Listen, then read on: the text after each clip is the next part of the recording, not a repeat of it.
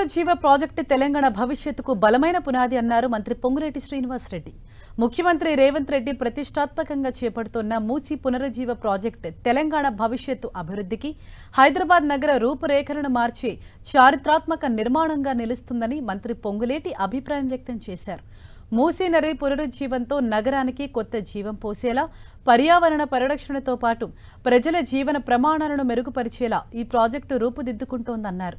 ఈ ప్రాజెక్టుకు అవసరమైన భూసేకరణ, పునరావాసం తదితర అంశాలపై ఉన్నతాధికారులతో సమగ్ర సమీక్ష నిర్వహించారు మంత్రి పొంగులేటి శ్రీనివాసరెడ్డి.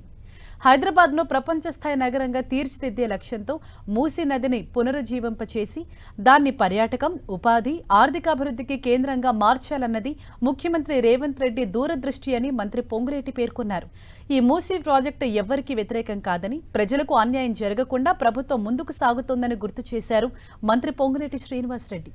ప్రతిష్టాత్మకమైన ఈ ప్రాజెక్టులో భూసేకరణ ప్రక్రియలో ప్రజాకోణంలో ఆలోచించి నిర్ణయాలు తీసుకోవాలని అధికారులకు సూచించారు.